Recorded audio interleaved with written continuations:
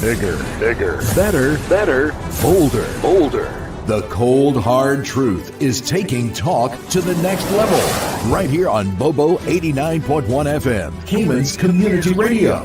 We are still spilling the tea. And committed to being part of the change that Cayman so desperately needs. Join Sandy Hill weekdays from 7:30 a.m. for Premier Access, Cayman Voices, Truthful Thursdays, and much more. Cayman's #1 talk show is now bigger, better, bolder, and more than talk. Getting results with hot topics, consumer reports, court exposés, and more. I've come to set the record straight. I've come to shine the light on you. Let me introduce myself. I am the cold, hard truth. Now, from the CMR studio in Grand Cayman, Live, direct. it's the cold, hard truth. Now, join the conversation on 345-936-2626. That number again is 345-936-2626.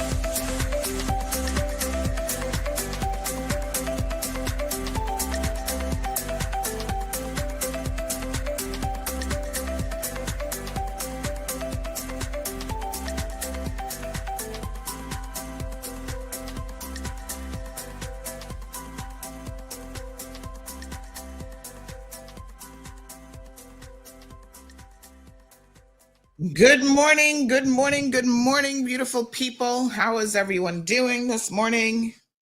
I noticed my poor little keyboard is flashing. The Bluetooth symbol appears to be flashing. All right, let me make sure that we're connected. Nope, we were not. So give me 1 second for radio. Seems like my little radio machine has been temperamental lately. So let me just play some music to get that back up and going.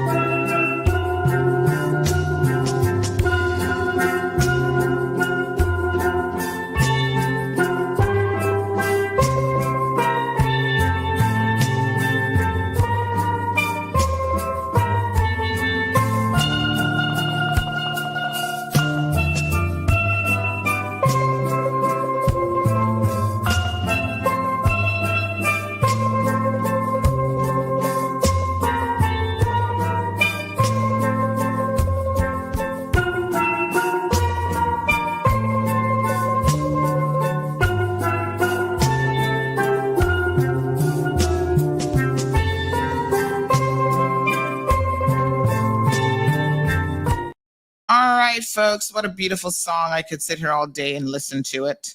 I'm trying to figure out what's going on with the keyboard. Doesn't seem to be working. Okay, honey chill. Let me see. All right. So I'm gonna beg my CMR team if somebody can grab the links for me. Because I don't know, my keyboard, it just is flashing. I do notice that it needed to be charged, so I am charging it at the same time. So I'll try to keep an eye on it, but it's kind of hard to not be able to type or anything. Yeah. Okay. So kind of strange. Let me turn it off.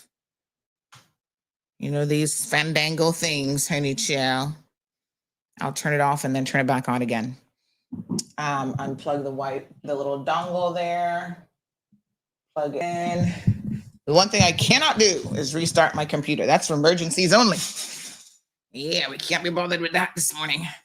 All right, well, if it doesn't come back online, yikes, we'll restart it later.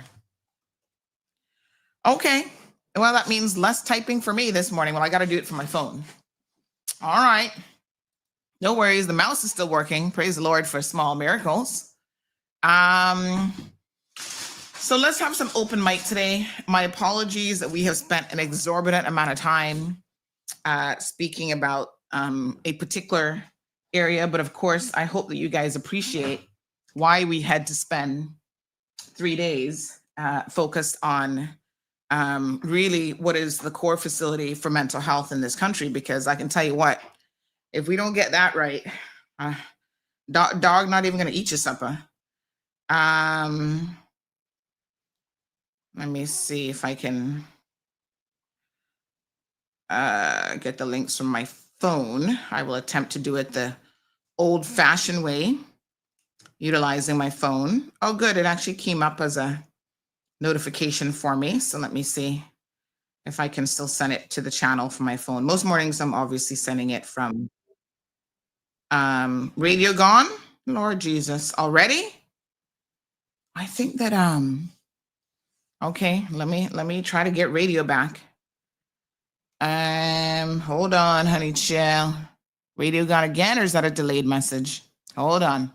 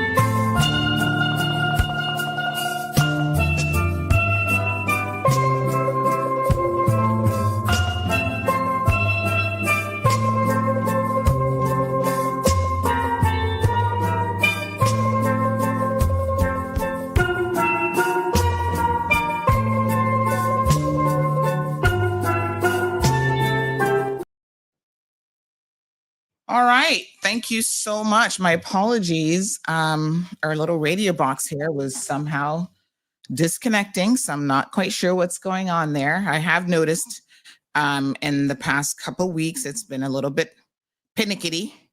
So I will certainly have a closer look at that after today's show. I think I've already ordered the power brick for it because I think it might be related to that. So we will take it from there. Good morning, everyone. My apologies. I mean, I love listening to our national song as much as anybody else, but gosh, we don't want that to be the whole show, right?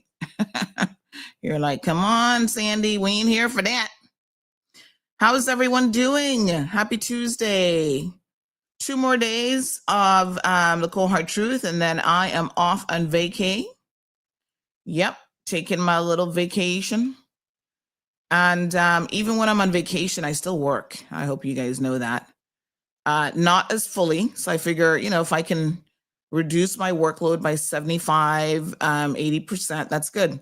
Now, this time, it's not going to be that type of reduction because we already have one member of the CMR team out of office on maternity leave. So I am going to be on the messages a little bit more than usual. So, most of the time I don't really see your messages. But, we're here for you.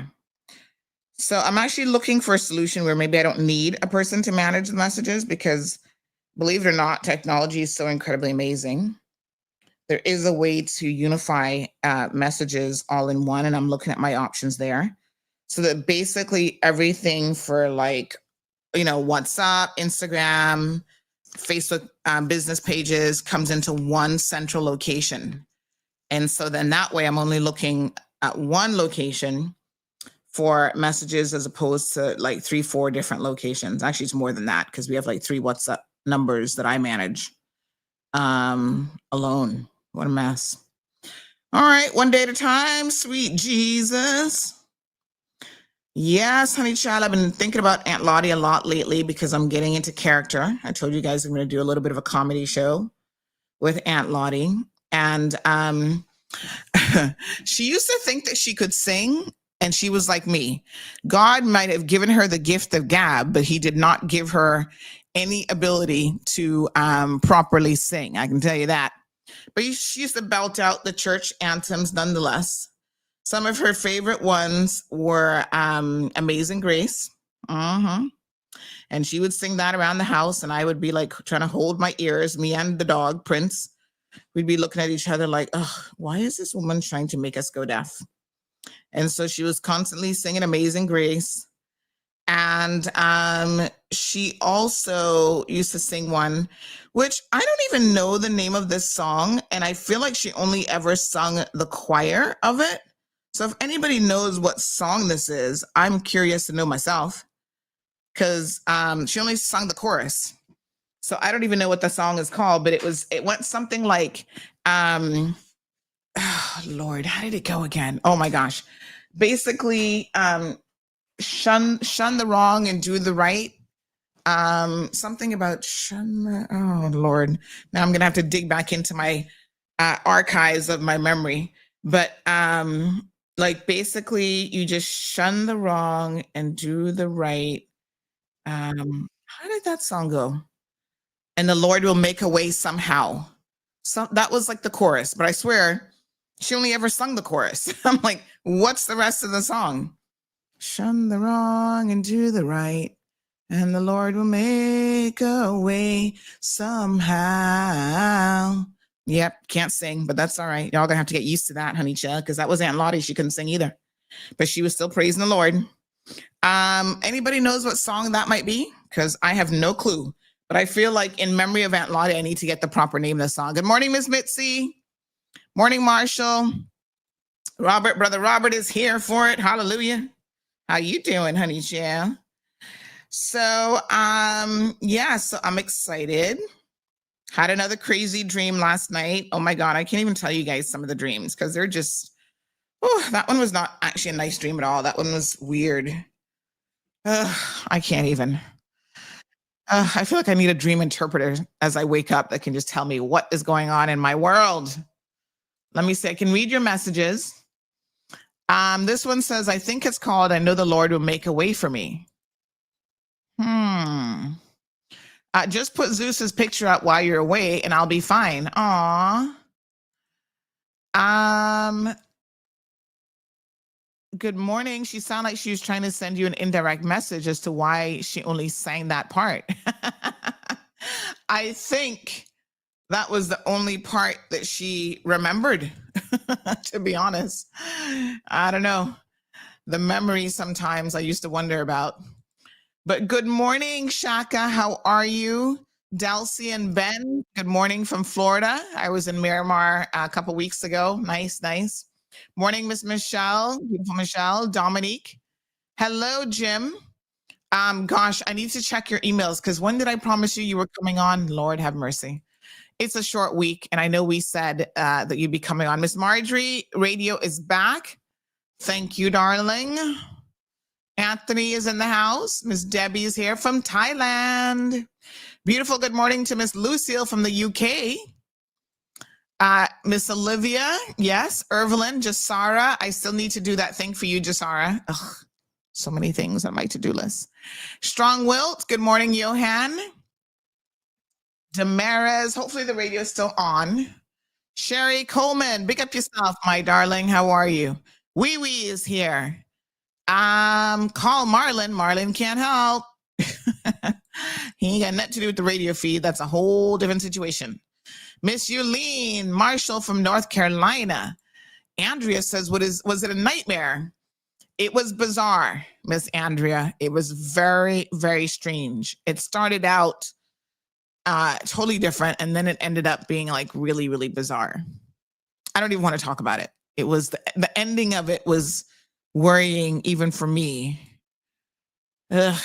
A beautiful day in Round Rock, Texas. Good morning, Dawn. How are you? Hey, Dawn, I've not seen you in a while. Everything's good? Don't forget to join the channel. So somebody already sent me the link. They said, that's it. My grandma sings it. What?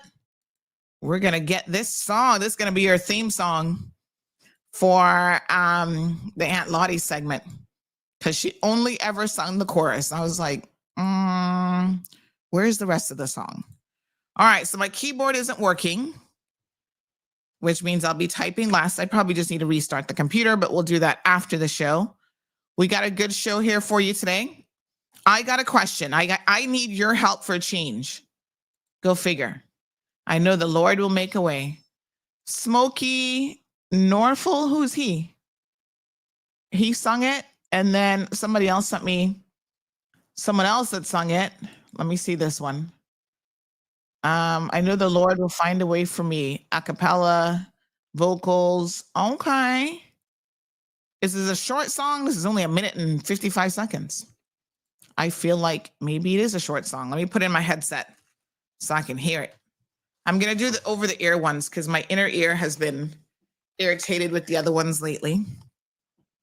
Let me see what this song really sounds like because, like I said, Aunt Lottie was singing just the chorus. Yes. Okay. And she loved this song. Oh my God. She was always singing it. This and Amazing Grace. I swear. I'm like, what about the rest of the songs? Now listen, you guys might not know this about me, but I'm going to give you a little bit of a nugget here. I love good gospel music.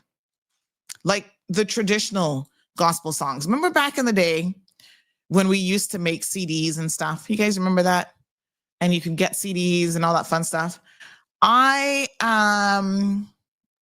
Jim, let's do it tomorrow. Please forgive me. My brain wasn't working too good yesterday when I was like, what am I supposed to be doing on the show tomorrow? Today, which would be today. So let's plan for tomorrow. Yeah, so I love traditional gospel, like the old time gospel, not all this fandangling where you got the boop, boop, boop, boop, boop, boop, boop, and everybody trying to rap and all this kind of foolishness. No, honey, child. Give me the good old gospel tunes and we good to go. And so I used to copy all the gospel classics from my uncle on CD so he could like play them when he was working and stuff. So I'm a lover of like, when I go to church, I'm like, I don't want y'all to be doing no bangarang up in church. We just want the good old gospel music. Oh God, I can't open YouTube even this morning. Lord have mercy. So yes, good old gospel songs. Old time gospel, I guess is what we're probably calling it these days. I don't even know. But those are the ones that really just, I'm trying to think of some of the artists. I can't right now. But some good songs, bringing back some memories. Yes. Anybody else love gospel music? I mean, it's a whole musical genre, you know, and it just moves you in a different kind of way. Absolutely love it. Good morning, Miss Barbara G. Miss Lucille says, wake up, Miss Shalma. She's awake. Don't worry. She'll be ready for Sabrina in the evening, I'm sure. Since you have so many things to do, you can't go on vacation. I'm just saying, says Marshall. I know we have to force ourselves to take a vacation. Morning, Miss Charlene, clean and straight. Good morning to you. And somebody is messaging me. That's all I listen to. Kanye West and Sunday service is awesome. Does Kanye West, I don't imagine he sings traditional gospel song, but this person said, I grew up with my grandmother and she also was singing this song, I guess. I know the Lord will make a way. Wow. I love it. Oh, this is a longer version by Smokey Norfolk. Who's Smokey Norfolk? I don't even know who Smokey Norfolk is. But you know, the classics, I'm trying to think of some other ones.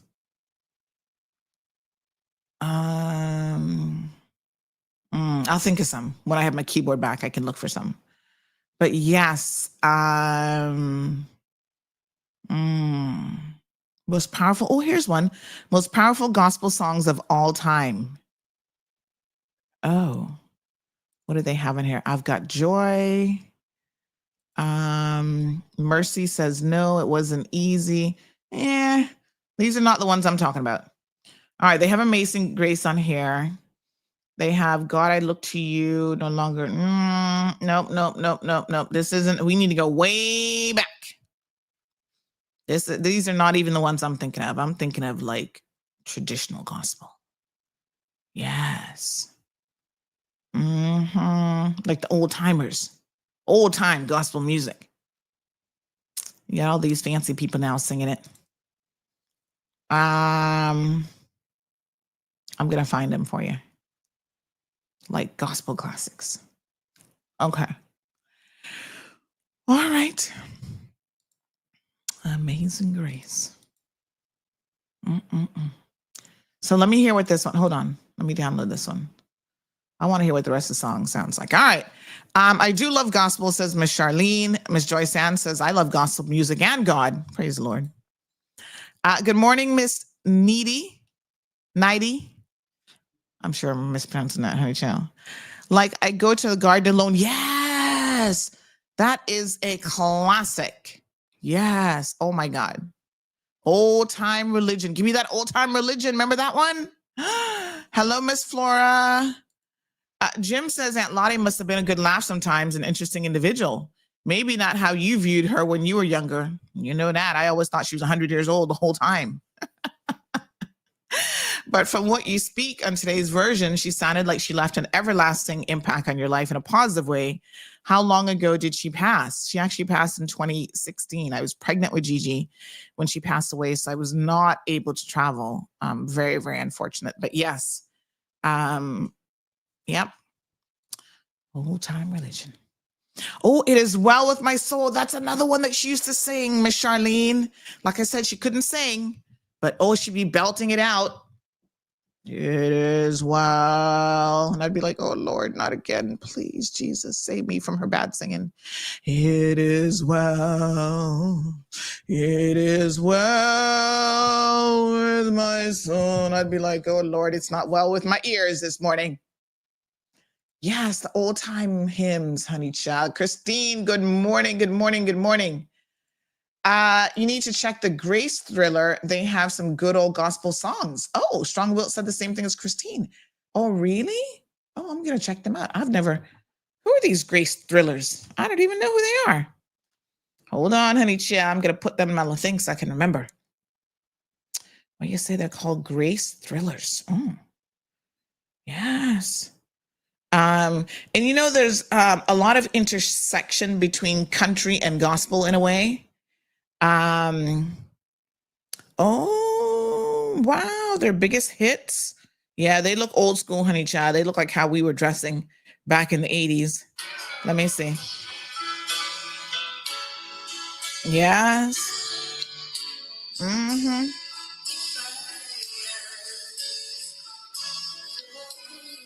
Mm-hmm. Mm-hmm. All right, I can check them out later. Grace Thrillers. Oh, I don't know who they are. I've never heard of them before. All right, we're gonna get it. Y'all gonna be forced to listen to Aunt Lottie's favorite songs. It's going to be awesome.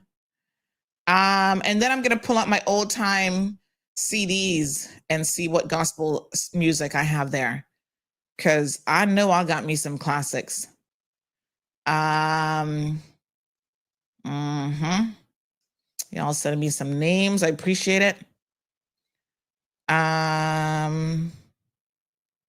Yes. Okay. I'm on top of it. I'm on top of the assignment. Y'all be trying to redo the songs. I might leave the songs alone. None of these people I recognize. Like, I'm trying to find like old time classic, and I ain't finding none of y'all. I don't know who these people are. These are fandangling people. Best old school gospel music of all time, 50 timeless hits. Let's see what's on this list. Good morning, caller. Most people are too lazy Morning. to use, but it saves homeowners. How you doing, honey child? And wait, long time tell Miss Lucille. You know, another good group is the Top Wagon Gang has a good country and good gospel music too. What's it called? The what gang? Top Wagon.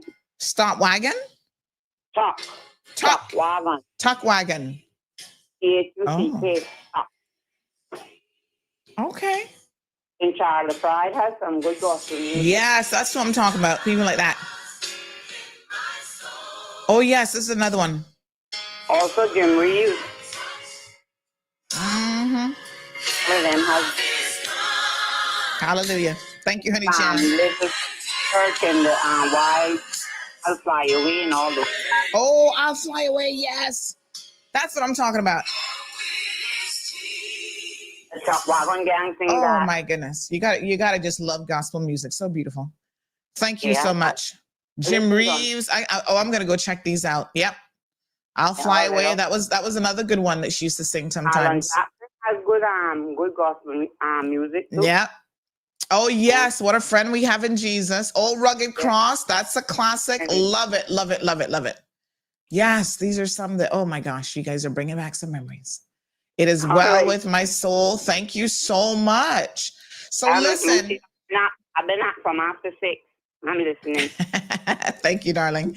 So on Sundays, on CMR TV, we're going to have some church sermons. So listen, if you have a church now, some of y'all, like I said, y'all doing this new fandangling religion stuff. I'm not going to get into censorship as long as it is, family friendly. I don't want y'all to be, spouting any hate on our platform. That's not what we're about. But if you are, a church and you want to get your message out there to the masses, by all means, please reach out to me, because we already have one pastor. He definitely wants his sermon there. Seventh-day Adventist folks, we're not going to leave y'all out, because, my grandfather was a big Seventh-day Adventist. So, honey child, he was strict. Sundown, sunset. Oh, you better stop doing whatever you were doing. Take it that Bible. And, he lived to be, I think he was like 96, 97, up in age. Pa Brown, some of y'all might remember Pa Brown. He was one of the elders in the church. And I can tell you that not even the helper could work on a Saturday. So whatever preparation she had to make for him to eat, even in his ripe old age, he was blind in the end and everything. And I used to play this game with him. I'd give him an object. Although he had no sight, he could always tell me what it was. He was so amazing. Oh, Pa Brown. Good times. But yeah, she couldn't work she couldn't work on the Sabbath either. He was a strict Sabbath keeper. Richard says, thank you for playing. My favorite choir direction, soloist, and gospel. Oh, is that who that was just now? I don't even know. Old time music, any chance? It's beautiful. Oh my gosh. So, oh yes, this is one of them. Hallelujah. Makes you want to put up your hands and praise the Lord. Listen, I prefer music, good gospel music, to even the sermon, because the music touches you in a way. I didn't need y'all sermons when I got my good music, honey child. I'd be like, listen, cut out the talking. No, this long talking, I don't want to hear it. Just give me the music, and the music just brings the message home.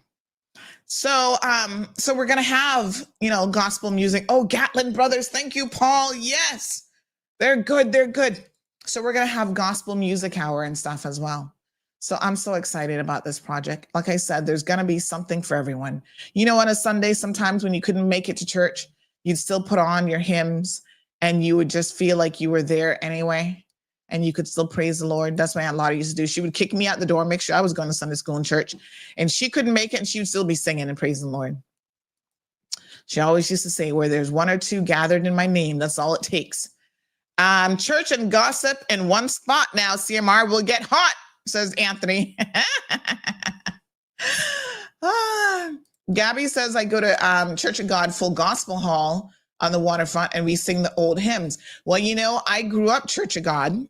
And I feel like Church of God is very traditional in many, many respects. But, we welcome, there's other churches I understand now that they're like, listen, come as you are. Like, it doesn't matter. You don't have to dress up for church, because some of y'all be really dressing up for church. They're like, nope, come as you are. The Lord don't care what you're wearing.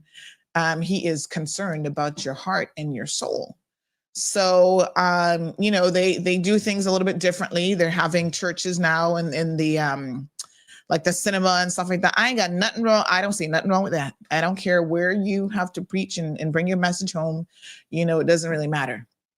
So, I'm very, very excited about that. And this person says, Mahalia Jackson, Trouble of the World. That song was my favorite. Movie Imitation of Life. If you don't cry to that song, you're not human. Sandy, the pastors are fake, but the music is real. Amen. Yes, sir. I'm now listening to Afro beats, praise, and worship songs. Adventist people are known for being the healthiest people. Well, some of them are, if they're really following the good book. They do believe Lady Flame, Glacia Robinson, they're awesome. Okay, I'm going to check those out. Victory in Jesus, another good one. Yes. This kind of gospel you're talking about is called Gaither gospel music, like real Southern gospel.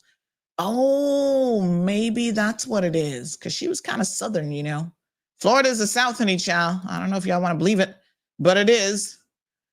But yes, oh, hold on now. I keep forgetting my keyboard not working. So we're going to have all of that in the mix, some nice gospel songs and stuff.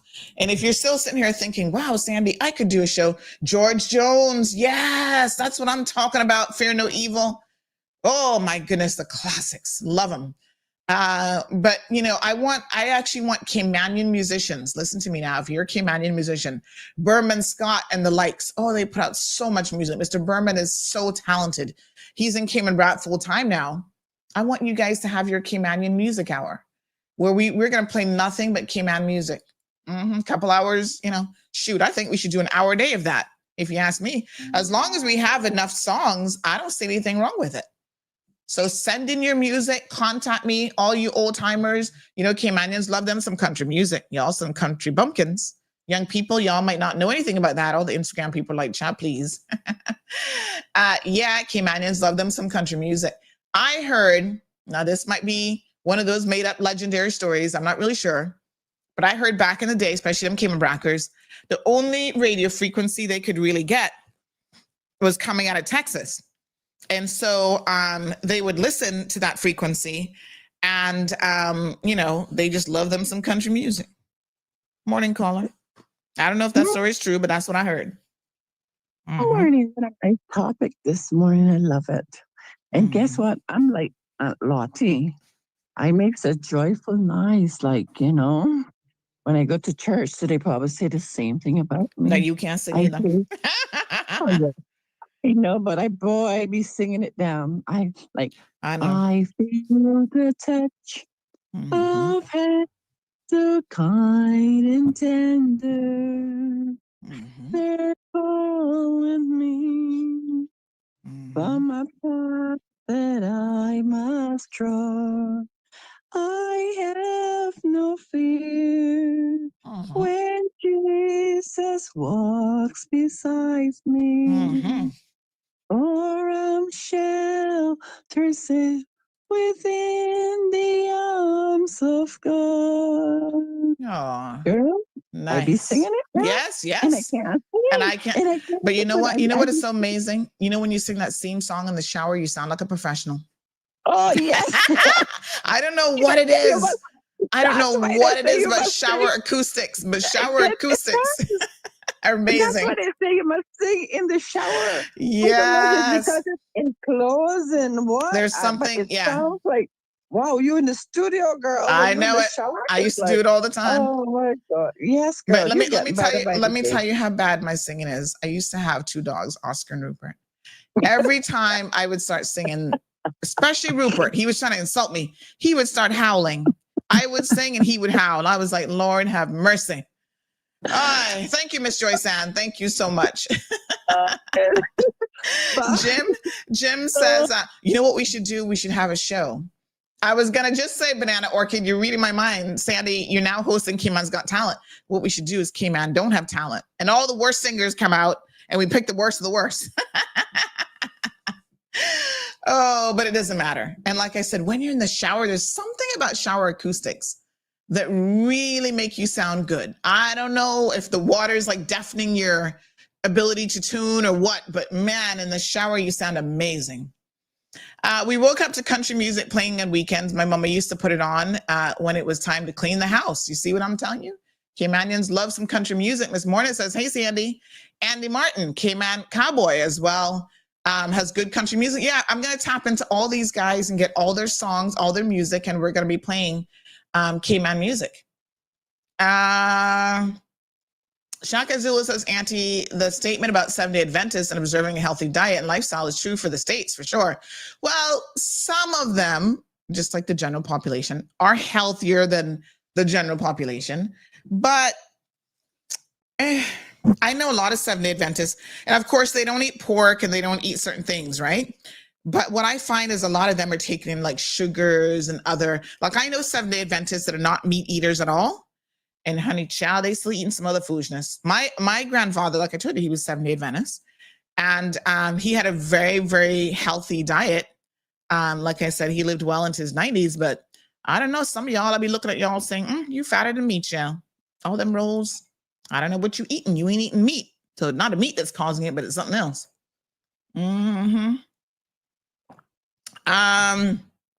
Tartarian says, ask somebody to bring back the Aunt Suki and Ezekiel Caymanian skits. The young Caymanians need to see them. Do we have like any of those recorded? Like I need to interview the two of them. Somebody please arrange an interview for Cayman Voices with the two of them for me. And I would love to have skits done. Where's Nasaria Saku? Oh my God, I got to tell y'all a story. Okay.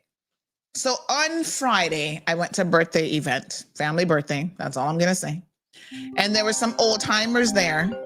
Nasaria was there. I'm not calling Nasaria an old timer, But, there's some old timers there. So I was there and I saw this gentleman walk in. I said to myself, oh, that looks like Bud Johnson. And so he walked over to me. I was sitting down because, my poor knee. And he introduced himself and he said, remember, you and I sat on the Trade and Business Licensing Board many, many years ago. And I said, we did? He has a good memory because I don't remember that. And I said, oh, wow, okay. I thought in my head that I'd never met him before. During the election, I was like, who the heck is Bud Johnson? I don't know Bud Johnson. Turns out we sat on a board together. Child, this memory, not too good these days. But I was like, really? I don't remember you. I remember Miss Berna because she was the chairman of the board at the time. This is a long time ago. And he said, yes, we sat on the board together. And I said, oh, it's so nice. Him and his wife were there. Such lovely people.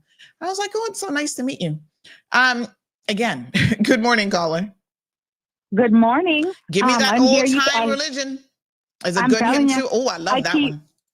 I know. I'll give you a list. Oh gosh. Yes. I heard somebody talking about those old time skits.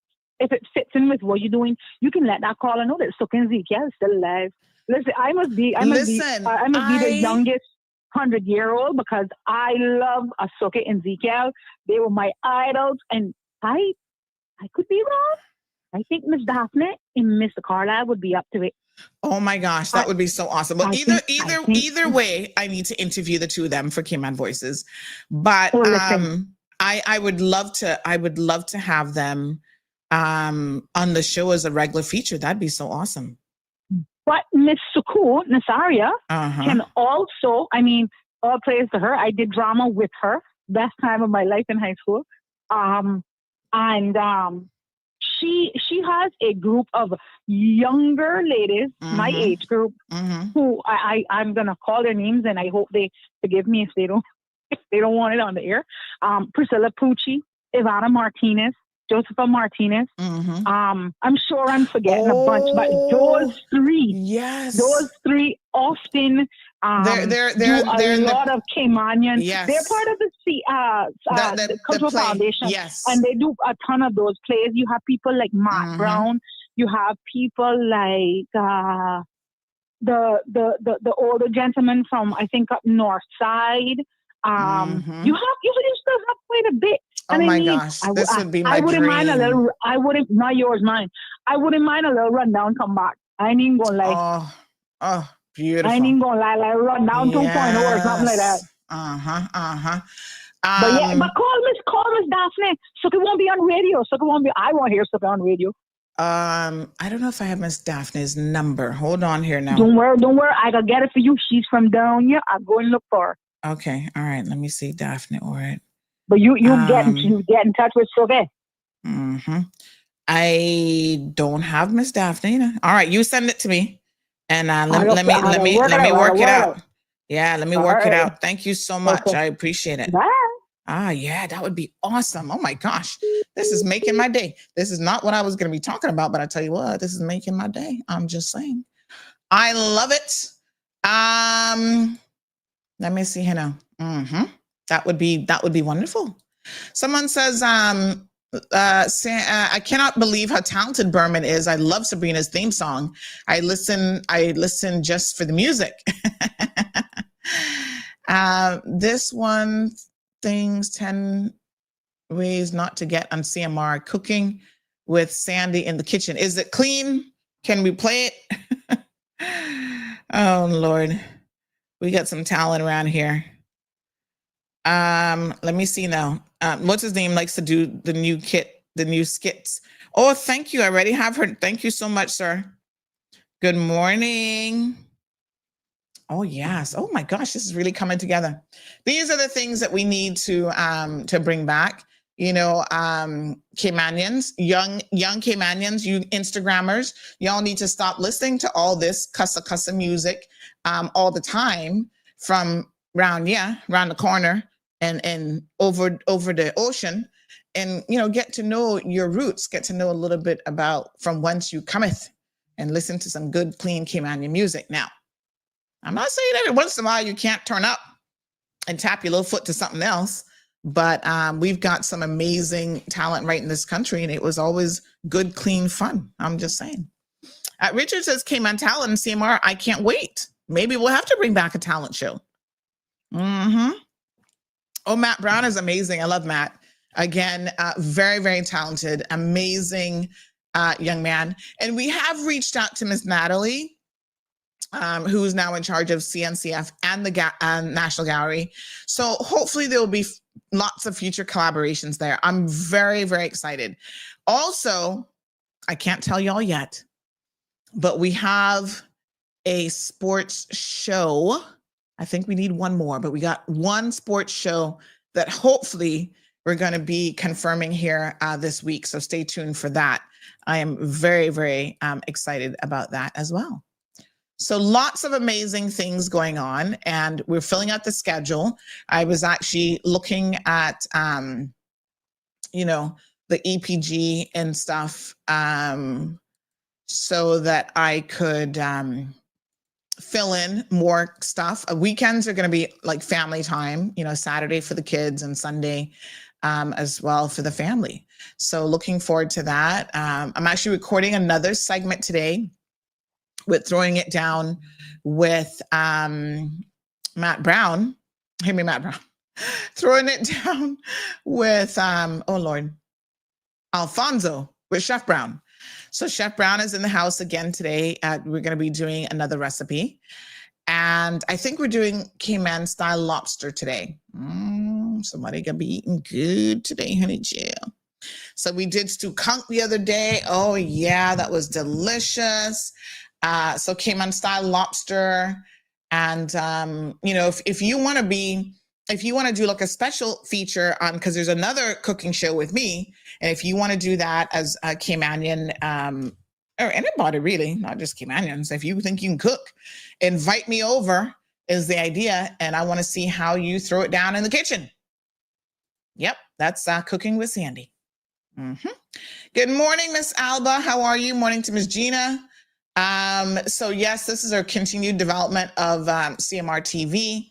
And, you know, from day one, we're going to have a good lineup of shows, but that doesn't mean that we're not looking to add content. We're always looking for good content. Now you got to be organized and you got to have it together. I have a guy here who, he's in Jamaica and he's supposed to be doing a show, and honey child, Auntie had to pull out the bad typing this morning and him. 2 months later, this is some of the shows that we have lined up already. 2 months later, he's still talking about, oh, I still don't get to you. I said, listen to me. Time is of the essence in life, okay? Time is important. Did your Aunt Lottie never teach you that? Time waits for no man or woman, okay? It waits for nobody. So 2 months later, you still don't have a pilot show for me? You're not committed. I'm sorry, but you busy doing everything but this show. So, you know, I don't care what kind of talent you got. If you don't put it to use, it doesn't really matter. So this is our lineup so far, our weekly EPG. We've got Sabrina Speaks. We've got the Cold Hard Truth. Those are weekday shows every single Monday through Friday. Voice of the Entitled, Court Matters, the AI Wave, Polished Presence, The Vision Room, Mind Matters with Dr. Garcia, Cayman Classroom, Books and Bush Tea, Throwing It Down with Chef Brown, Authentic, GCS Animations, Sonia Says So, The Polished Presence, Pep Talk, Territories Talk, Cayman Culture. I love it. Elevate Cayman, and then we're going to do some church services. And also, we're bringing back 2 youth programs, which I'm going to be working on some of those this week as well. So when I'm away, I find that when you take a break from the regular routine, the creative juices really, really start to show and to show up and to give you even more ideas. So we've got more that's going to be coming, like a brain bowl with our young people, get them to be thinking with their brains. Sarah, no. So we have just myself and Sabrina airing now, but the technical team is still working on stuff, and the content creators, did I say Territories Talk? Hold on. Was Territories Talk on this list? Yes. So a lot of the content creators have their content ready. It's just on the technical team, we've got Glenn really, who is doing quite a bit of work to make sure that everything is right on the back end before we start uploading all the shows and that sort of stuff. So I'm so excited. Strong Will says, Sienna, you should get White Yardie from Jamaica. Well, I'm trying to get some of the Jamaican talent going. We're going to be hopefully speaking to, what's our friend there name? Andre Stevens. Oh Lord, he's going to kill me because I was supposed to message him. Yeah, I need to hook up with him. So he might be on. So we might be simulcasting his program. And yeah, so we've got lots of other things coming on board.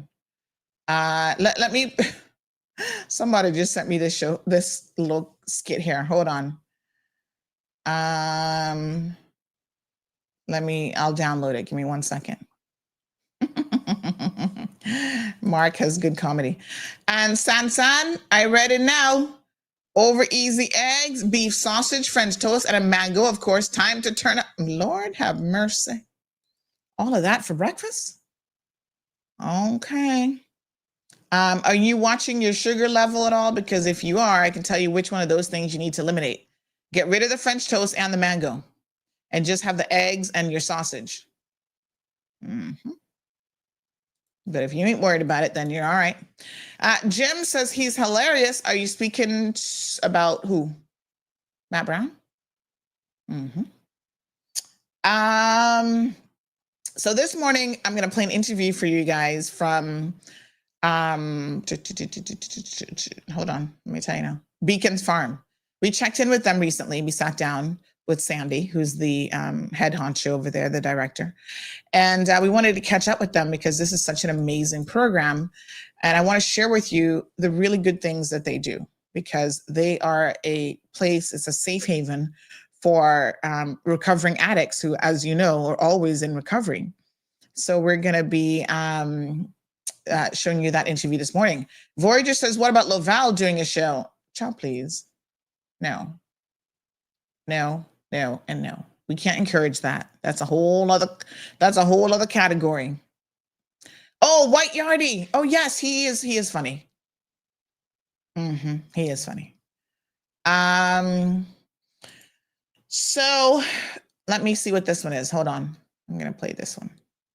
This is our video shorts. So I want you guys to think about something, right? So summer's here.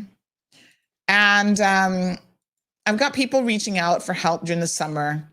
You know, I've sponsored a couple kids for camp. And I have a young lady who reached out yesterday saying that she needs some money for like grocery money. And, you know, I don't just hand out money. I'd be like, okay, tell me what's going on. Why don't you have a job? Why aren't you registered? Now, funny enough, she had also posted something on the women's group, women in, what's it called? Women in Cayman, or whatever they call themselves these days. And nobody responded to her. And so another person this morning sent me that post and said, what you need to do is stop minding man in prison. You know, Caymanians are ready, child. You're all up in everybody's business. What she need to do is stop minding man in prison. And she can find money to buy ganja and this, not. And I said, oh, Lord Jesus. Say, what? Yes, sir. So I'm just like, oh, okay. Well, we ain't supporting them kind of people around, yeah. And you have to really be mindful to teach a man to fish. Speaking of that, somebody just sent me a fishing video this morning. I can't hear the audio, but they got lots of fish. You should have thrown that little small one back in, man. He looked kind of smallish. Yeah, that second one that you could have thrown him back in, make him get a little bit bigger. So somebody said, Laval, there's no way we would have a 24-hour show. Child, that would not be PG anything. Lord Jesus, no. But anyway, I want your feedback on this. Am I being too harsh when I ask you, why do you need groceries for your kids? You're young, you're able-bodied, you're able to get up and work.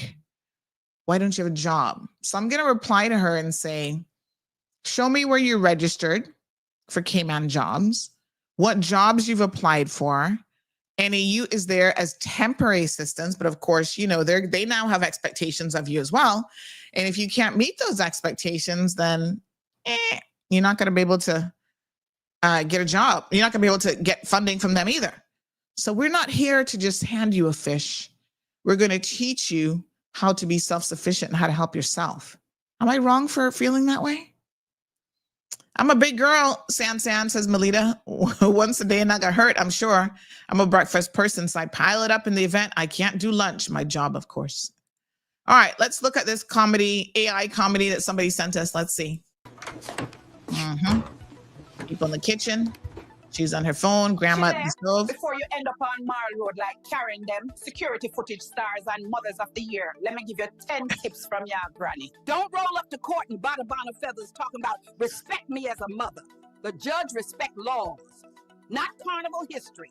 If y'all gonna gossip, don't do it on Facebook where the whole island A&D Marl Road watching. But I posted private. Private in Cayman means 3K views and 200 screenshots. Never say I was just holding it for someone. That's how every mother end up crying on the steps of GT station. Not my child. My child don't drink. Ma'am, your child drink and sell. Don't say you accidentally took the liquor store bottle. If your hand curl around the neck and you walk out with purposes, that's not an accident. That's ambition. Don't steal Hennessy on camera, then claim it was a spiritual misunderstanding. You can't rebuke CCTV in Jesus' name, Chile. If you end up in Northward, don't tag me. But I needed a ride. Then ride them consequences, Chile. Karen from Canada don't get to tell Kimmy how to run Mango Tree. Just eat your curry goat and stop sending TripAdvisor reviews at 1 a.m. Never trust a man who says he's single but uses the phrase, we complicated. That's not relationship status. That's warning label. If the police stop you, don't start with, do you know who I am? Or what if they do? Yeah. Then they know you need bail again. Lastly, if Auntie Sandy know your story before your mama, it's too late. Just move to East End and start over. Granny, you need a show. Baby, I am the show. Now pass me that sign before I end up on Marl Road 2 for underseasoned stew. Underseasoned stew. 10 ways not to end up on Marl Road. That is funny. That's a good one. I'm going to post that one up. That one's funny. What's what that one say about the Hennessy? Don't go stealing the Hennessy. Oh, Lord. And move to East End. You're not even safe in East End, to be honest. Oh, that's hilarious. That one is really good. I love it. Lord have mercy. Y'all getting good. Y'all getting good with the AI stuff. Okay. So listen, 400 people here this morning. I see y'all. Can we stay committed to listening to Beacon Story? Because this is a really good interview, if I might say so myself. They're doing really amazing work. And we have to support people at different stages in their life. Not everybody is, and just like we haven't been where we are now, not everybody is where, you know, where we are. So let us, for the sake of being supportive of our loved ones, because everybody I feel like probably knows someone who's an addict, let us watch this with a committed mind this morning to how we can know more about the amazing job that Beacon Farms is doing in the community, and also to support their initiatives, even if it's just through some of their fundraising things that they do, because they really are trying to be a self-sustainable organization where they don't need to take money from anybody else. And so I think that this is amazing. They are doing a lot of amazing things there on the farm. And this is just an opportunity to remind us of that. Justice will be served, says that comedy telling the truth. Cayman will never be private anymore. Even your closest friends and families tell CMR your secrets. Y'all blaming it like it's CMR's fault. Y'all been talking people's secrets for years, honey chill. Dating way back in the day. Jim said, I just recently assisted a young girl for being able to attend summer basketball camp. Everything is so expensive. So if you were able to help out these young kids, of which many parents can't afford, even $1 moves them closer to achieving a wish, a dream, a goal. Yes, No, I believe that, because idleness is, what they say about idle hands being the devil's playground. But what I'm talking about are young people who have 3-4 children. They haven't mastered the concept of birth control yet, apparently. I can help y'all with that. I'll pay for birth control. Now that is something I would pay for. Long-term birth control. We're going to put that in and it ain't going nowhere. But I'm talking about young parents, in particular, women who keep having children. All these baby daddies are in prison. They're out here in the streets selling pot and this and that, and they can find money for liquor and other things, whatever else they smoking when they're ready. And so that's the part of it now that is quite concerning. So those are the things that do make us pause and go, wait a minute now. All right, here's the interview from Beacon Farm, folks. Please sit back and enjoy this. And these are the types of things that we'll be featuring, obviously, on CMR TV all the time. And I hope that you enjoy this interview. And yeah, thank you. Big shout out to Sandy and the rest of his team there at Beacon.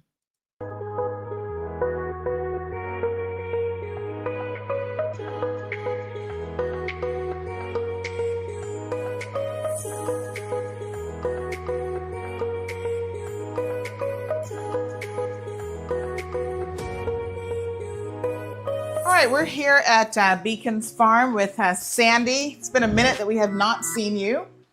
And we just want to sort of touch bases with you, do a bit of a catch up. It's been a few years since I've had the opportunity to visit the farm with you. And I know you've got a lot going on. We have, yeah. So where do we begin? Well, we could start with the fact that it's lovely to see you out here again. Yes, thank you so much. Yeah, it's a pleasure, really. And I hope you have time to have a quick wander around the farm to see what actually has been going on. But I'll start with one or two of the really big projects. The first one is the expansion of the compost facility. This is in tandem with an even bigger exercise that we've been carrying out with Foster's IWC, Island Waste Carriers, Jason Brown there, Woody Foster and his crew at Foster's. Basically, we've been collecting food waste from the back of the supermarkets at Foster's and the Ritz Hotel, and various other large institutions. And it's brought out to the farm by Jason Brown's IWC. Right.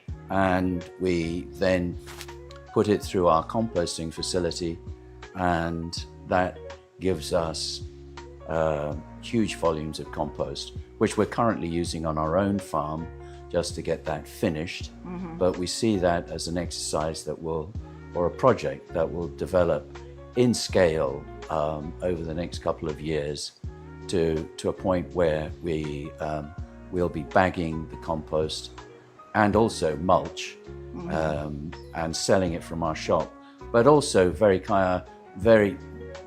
or at some point in the near future, we'll be selling it from other wholesale outlets, from nurseries, and hopefully from A.L. Thompson's at some point. Yep. So that is a game changer, really, because the volumes that we're going to be able to produce when we've finished our compost facility, or the expansion of it, will be huge. We're talking literally, thousands of tons of compost.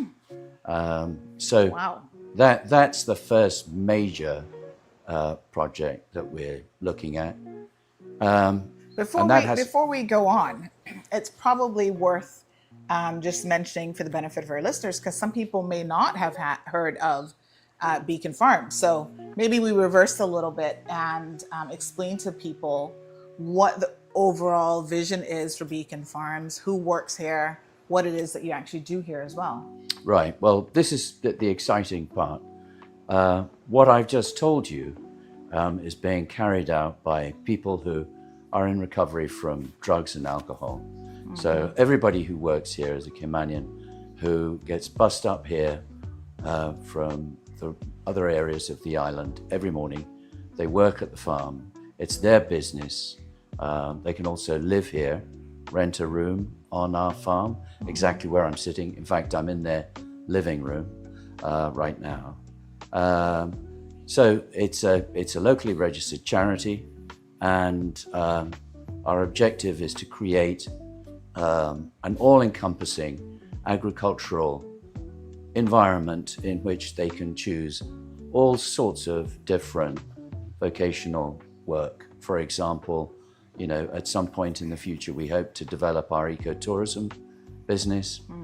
They can work in our hydroponics or the nurseries or aeroponics, or work in the farm shop or the welcome center.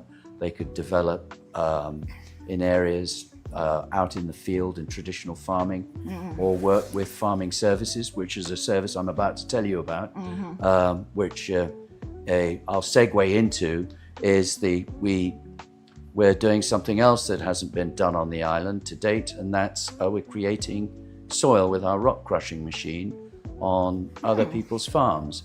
We've done several farms successfully in Boddentown, and we worked extensively in developing Altie's farm, A.L. Thompson's farm, out at East End in High Rock, where we did at least 50 acres, and they are now planting trees and other vegetables. So it turns the land basically into commercial land. So you may have an acre, but due to the rock that you have in that acre, you can't plant commercially. So you can't actually plant mathematically. For example, the plants can't be 25 to 30 inches apart with 2-foot rows, until you remove the rock. By crushing the rock and adding compost, you start that scientific process of creating organic soil. And that's basically what farming services have started doing. So it's another method or another way in which Beacon Farms is integrating itself into the community and assisting in an even bigger subject, which is food security. Right. That we are all concerned about now, including the government. It's an area where everybody can contribute, and we're making a small contribution ourselves, and a subject that we hope will stay at the forefront of people's minds, because we could end up in a pretty dire situation possibly in the future. Yes, absolutely. So, I mean, it's so interesting. Every time I speak to you, I feel like, I don't know if you remember, Sandy, well, in the States, we had this Future Farmers of America in high school, and some of my, classmates were in that program. I always speak to you, and I feel like it's so futuristic, the things that you're talking about. Maybe I just don't know enough about the world of farming and composting, and, it's just cutting edge. How successful do you think you've been? It's been a couple years since we've spoken to you. We've seen the composting area before. When you measure your success, I know you're obviously doing it on different levels. You're measuring the success of the program in terms of the people who work here. That's obviously your primary focus. But then you're also looking at the initiatives that you're launching. You talk about the importance of food security, being able to produce compost in potentially larger volumes. How successful do you think you've been so far on both fronts? Well, considering some of the handicaps that you would have as a startup organization, we've been actively developing a business as opposed to just a charity for about 4 years. And in that 4 years, we lost a year because of COVID.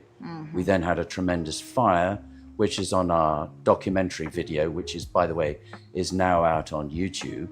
So anybody can watch it if they just Google, Beacon Farms, the documentary. If you take into account, the fire, COVID, the fact that everybody who works here was learning how to farm, because the job application is for people who are addicts, not people who've qualified as farmers necessarily. So we didn't actually have any farmers. So everybody had to learn to become a farmer and to understand what it was that they were actually producing. And then, of course, you then go, well, we need money, so we had to raise some of the money, some of the capital, and we're still doing that. We've got a golf tournament on Friday at the North Sound, and if you're, by the way, just a segue into that, if anybody's interested in playing in it, we've still got some spaces. You can go to our website, which is www.cayman.org, Beacon Farms, sorry, www.beaconfarms.org. We, considering those handicaps, they've done incredibly well, absolutely fantastically.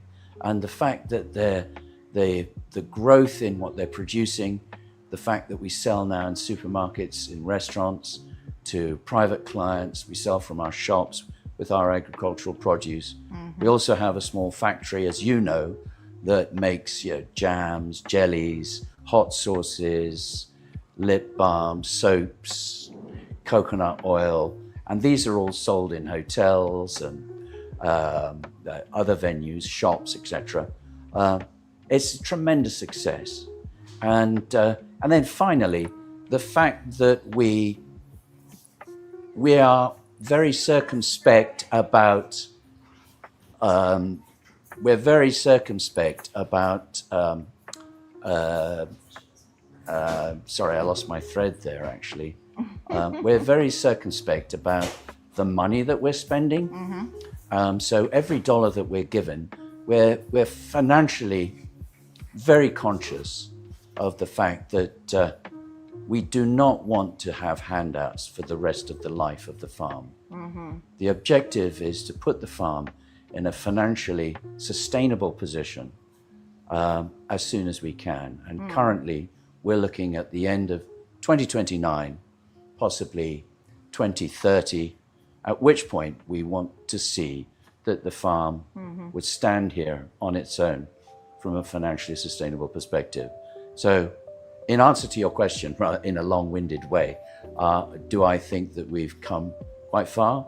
I think, considering everybody who works here, it's been truly incredible. And from a social perspective, I get goosebumps considering that the people who work here, 90% of the time are considered unemployable. And yet we see them every day of the week. Right. Every day of the week, they turn up for work. They're proud of what they do. They're proud of the farm. And that, in its own right, is truly an incredible exercise.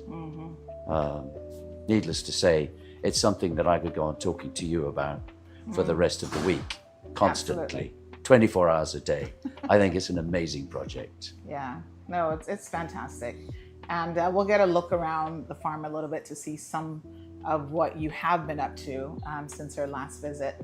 But, looking for new areas of expansion, monetization, when you talk about, for example, the new food recycling, that's something that has bothered a lot of people. Like it's crazy that we've just been disposing of wasted food with no real plan.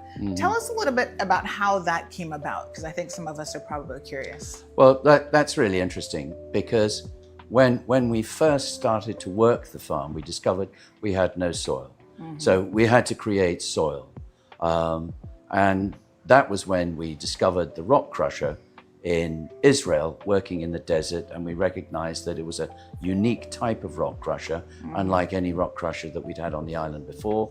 And we started to crush the rock, create the compost for ourselves, and start to develop the soil on the farm.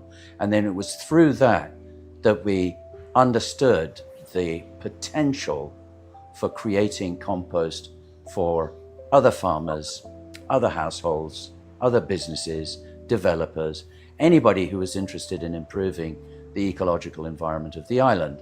And that we then realized that we could actually produce compost at a very, very economic price in comparison to the importation of grade A compost. And by the way, we had our compost sent to the United States and tested, and the quality of it is up around about grade A. So it's a unique product produced economically here, and it's from the island. So it made sense to develop that and create an even bigger business. That's what we're aiming to do. But an interesting, again, segue away from the big subject. Although we collect from lots of large institutions, we have one tiny little contributor, and that's the Montessori School by the Sea. And the kids there, they collect their green waste after they finish their lunch, and they put it in a tiny little pot, And Jason Brown, who alongside us pioneered this whole exercise, and Jason, we've got a lot to thank for it. He sends one of his trucks around to that school to pick up that little pot. Now, you know, that's the most important little piece of organic material that we could collect, because the story behind that is that you can then show school children, once we develop this to introduce it to other schools in the future, you can then show the complete cycle of compost. You know, the collection of green waste, it goes to the farm, it gets turned into compost, it goes to somebody else's farm where they grow vegetables. Those vegetables get sold at a supermarket. You go to the supermarket with your mother, you buy those vegetables, they're local, they're not imported, they're high quality because they haven't traveled very far, and then you eat them. And so that cycle being shown to people is something truly exciting for the island and for the country. So yeah, we love that little story. Yes, because absolutely. it's probably the most important one. Very difficult to teach adults anything, but children are like sponges. They get it. Yeah, they absolutely get it, and it also makes them feel like, you know, even if it's in a small way, that they are part of the solution. You know, absolutely, they're making a meaningful contribution. Yeah. Well, they are the solution, and you know, the objective. Well, again, we have an educational program, and we have been in discussions with the King's Trust when they were here. We've started to look at different programs for education. We're already getting school tours from science classes up here during the course of the week, during term time. We've got an educational center designed. We're just looking for funding for it, as we have to with other major projects. So our interest in education is twofold, really. One, for our own staff in developing their understanding of the industry that they're in, but also in developing our relationships with the rest of the community, the schools primarily, and how important agriculture is to the country, how important it is to understand that you don't actually just have to become an accountant or a lawyer or a banker, that there is an alternative. And we're seeing more and more young people interested in that. They come through the door at the farm and they ask us, questions about the science of farming because they've purchased a piece of land. And so that for us is really interesting. We're cultivating relationships with, as a university, a science university in the United States, and also a very large agricultural college in Jamaica, the largest agricultural college. So education in a rounded way is incredibly important for us. We get all age groups up here from 16, 17, 18, right the way up to 65, 68 years of age, men and women. So education, not just for our own staff, but for the country in general, is critical. It's critical to our mission. So you're still doing tours? Groups still come through? Yes, we are. Tour, and we're hoping to increase that this year. Currently, we do tours Tuesdays and Thursdays at 11 o'clock in the morning. And we can probably take up to about 25 per tour. And we strongly recommend that you put a decent pair of shoes on and come up here and see us and meet the people who are in the documentary, which, as I said earlier, is on YouTube as the Beacon Farms documentary, and it's well worth watching.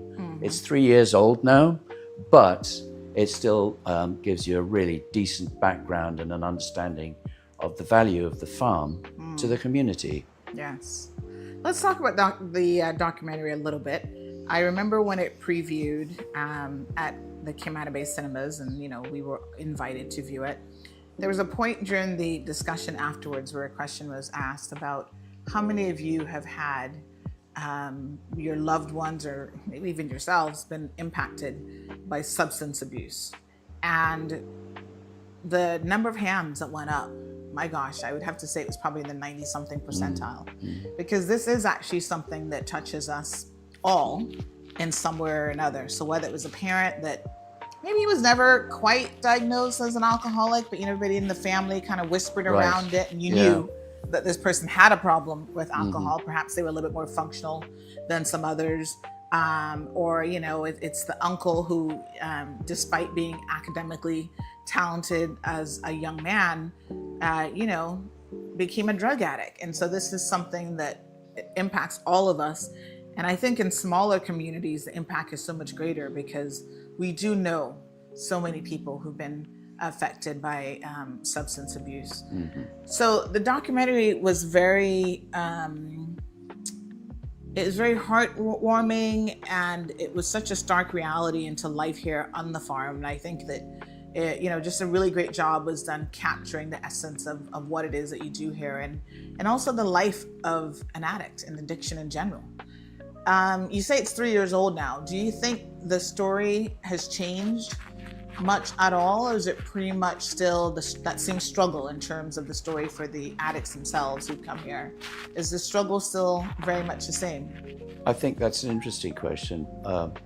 From the social aspect, from the addict's perspective, no, but the farm has definitely improved generally as a place for people to come and work. So as we develop as an institution, our offerings become broader. People can come and work in different disciplines.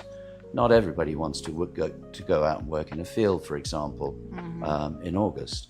So by developing and acquiring other business revenue-making streams like hydroponics and aquaponics and bigger nurseries, etc., people are offered different disciplines within the agricultural literacy program, we call it. It allows them to work in a different area. So that in answer to your question, it's probably a better place now. I would say no, definitely a better place to come and work if you're an addict, and you're serious about your recovery. I feel involved in the industry and seeing people who are in recovery more often than most people, it is actually getting worse. And I think we have a problem, and the farm fulfills a major role in capturing people who've fallen through every single net. And that's the beautiful thing about the farm. And if you fall out of the farm because you go back out and start again, you can always clean yourself up and come back. And nobody makes any judgment calls on that. You can come back as often as you like for the rest of your life. It's a disease, and we recognize that, and it provides the farm provides an environment in which people can get close to the soil, close to nature, and work with people who have exactly the same issues that they have. So that's the part of the project that gives me goosebumps, because it's so important for any society anywhere in the world to take care of the people who have really suffered through this disease that has such a stigma attached to it, such a socially it has an awful silence to it when people talk about this problem inside families. It's embarrassing, and unfortunately it's changing, but it's changing slowly, and we need to deal with it. I'd like to see the farm here for the next generation and the generation after that, because we know that we are going to have kids out there and young adults who are going to need somewhere to work in a comfortable environment. And you can see yourself here. This is a beautiful house. It used to belong to Edna Moyle years ago. You can rent a room upstairs with an ensuite bathroom if you work here. And it's a reasonable rent, and it's a clean environment. There are no drugs or alcohol allowed. And you can start to really look after your life, probably for the first time. What's your rate of, I don't know if recidivism is really the right term for what you do here, but when you talk about the fact that, you know, people get as many chances really as they need, how many people are you finding, you know, are kind of falling into that cycle where they have to leave, get clean, come back again? How pervasive is that? Right. It goes in waves. We can have 6 months to 8 months to a year in which the staff is pretty stable. We don't lose anybody. But then very recently we lost somebody, and it's really quite sad because in that particular example, it was a lady and she was doing extremely well. We'd earmarked her for a promotion, and she was running the farm shop and working in the agricultural production unit, the factory, and running that. And unfortunately, she slipped and went back out. It happens. We accept that it happens. But what we try and do is chase them up and just let them know that if they ever decide to change their minds and come back, the door's always open. And they're always welcome to work here, always. Yeah, that takes a lot of compassion to be able to deal with addicts, I think, certainly in that way. Yes. What's the biggest hurdle for the addict living in Cayman when it comes to wanting to, you know, get clean and stay that way long term? We're not medical professionals, and we don't profess to be. We're a business that employs alcoholics and drug addicts. Where if we have somebody drug tested, it's outsourced. I think there are people who are better qualified to answer that question, I'm sure, both in the government and in other institutions. But I would say from just my own experience, it is extremely difficult. It's a socially awkward, well, that's a polite word. It's a difficult disease to cope with socially, as I'm sure you're aware and most people are aware. And as you pointed out, when the film was being shown at the cinema in Camana Bay, the amount of people that put their hands up who either knew somebody or knew somebody in their family that had this awful affliction, it's pretty prevalent, but very difficult to deal with. We're active. We don't theorize. We're not in the business of telling other people how to run institutions, or we just simply get on with the fact that we're a down-to-earth, pardon the pun, farm that produces, holistically an environment in which alcoholics and addicts can work together in a happy environment. They get paid, they have their pension, they get healthcare, they can live here, and we push them either to do well here and stay here, because obviously if you're expanding a business, you need a core team of people who are going to rise up and work through the development of the business. But we also encourage people to move on, to go back into society and to start doing what they probably would have loved to have done if they didn't have the affliction in the first place.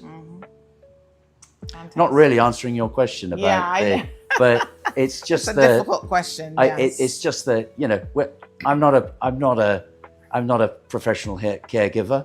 Yes. And I wouldn't want to tread on areas where there are professionals in the country who actually understand and analyze the bigger picture. Yes. Can you tell us a little bit about what's available here? What sort of support you do have for the recovering addict? Do they get access to counseling if they need it? How does that bit work? Yeah, if somebody arrives here and they have an organized counseling course, then they get the time out to finish that course or continue it. Occasionally the requirements are psychiatric. Obviously we adhere to all of that. People get the time out to do that.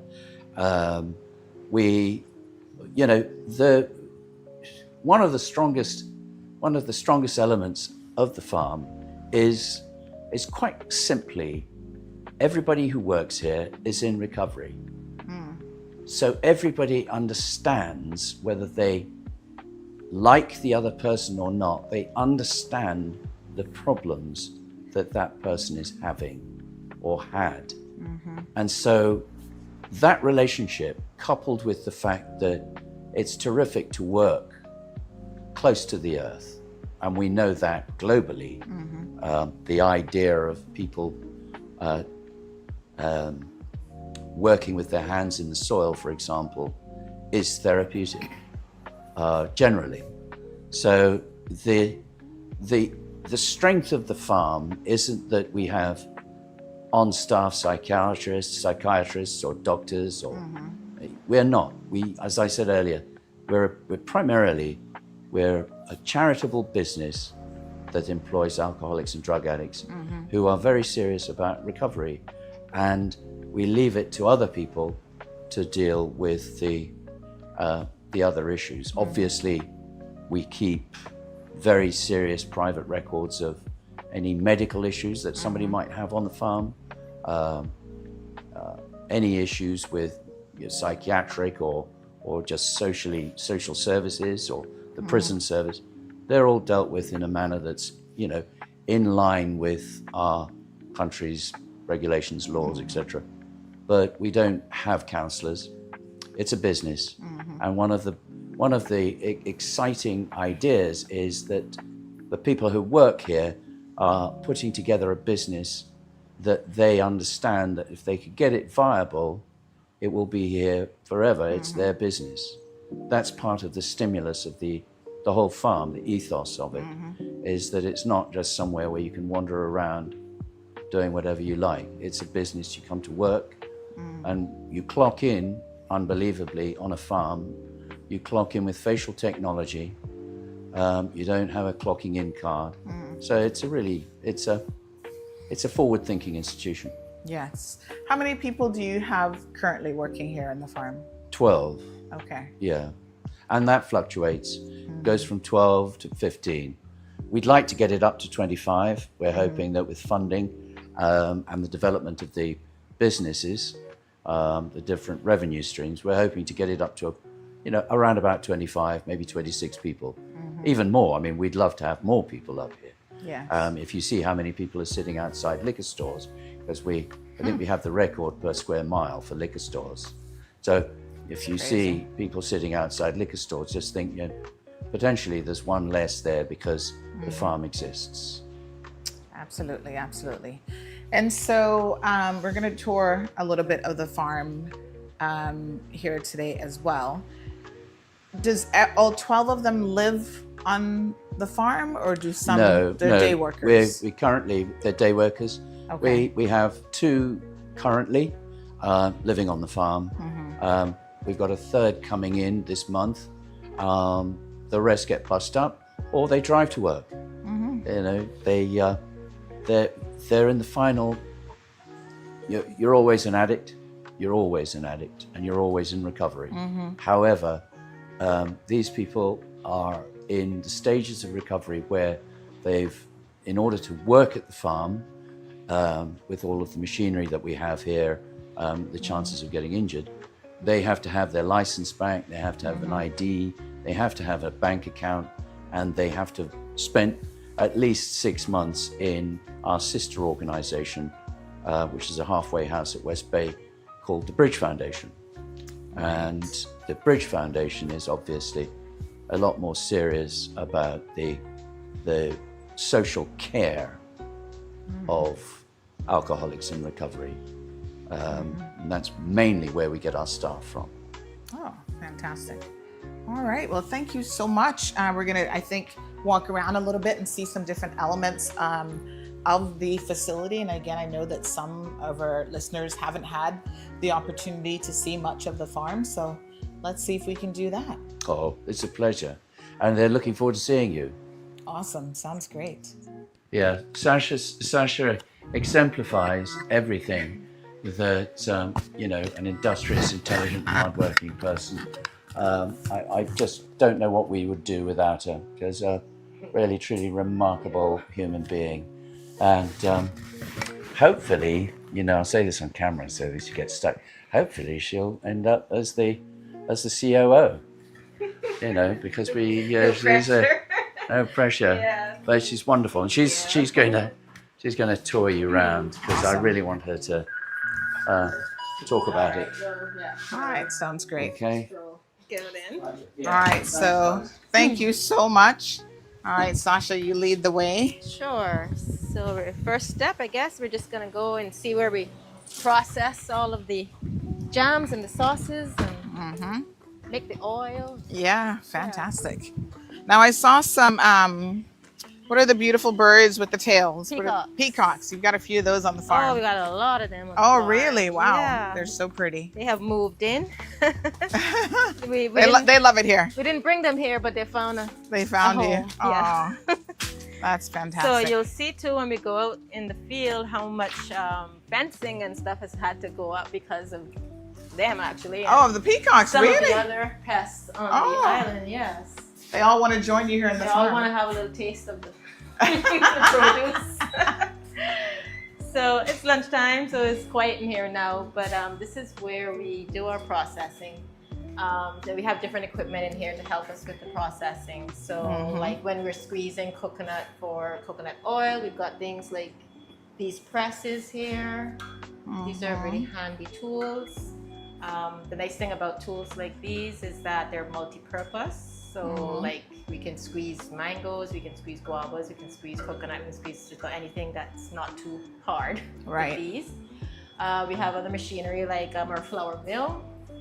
So the flour mill now, any kind of starchy sort of produce like cassava, breadfruit, coconut, we can make flour out of that as well. So it's another multi-purpose tool. And then also we've got, some storage in here because storage is very important for us. What are these things? These rotary looking? These are our graters, our coconut graters. So we actually made these ourselves. Really? Yeah. The only thing we bought was these little grater heads. We got them on Amazon, I think. Okay. So all the motors and stuff, we just rigged it up, and then when we're ready to do the grating, we husk the coconut, we crack it in half, and then it's just like a little cup, right? Right. So you would just press that against the grater head.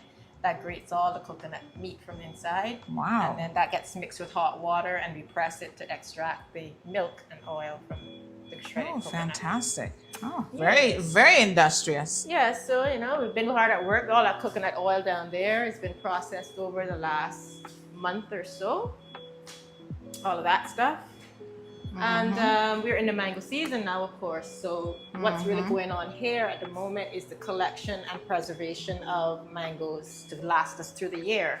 Right. So the nice thing about this place is the storage. And so this is virgin coconut oil, yes. And people can purchase these products directly from the farm. From here, yes. And we haven't really gotten into any of the supermarkets yet, but we do have some retailers in town, some of the tourist shops and stuff will carry it. Yeah. And you can buy it from here, of course. Yeah, and of course all organic because it's made right here in the farm. Right, and we don't overheat it. That's why it's in this solid state. So it's not overheated, it's not bleached, nothing. It's just pressed and strained and separated from the milk and bottled.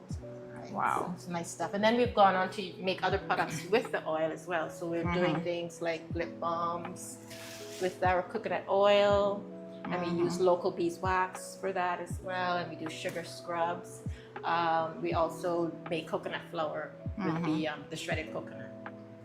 Very nice. Like I said, since we're in the mango season now, we've been bagging and freezing mangoes. Oh my gosh.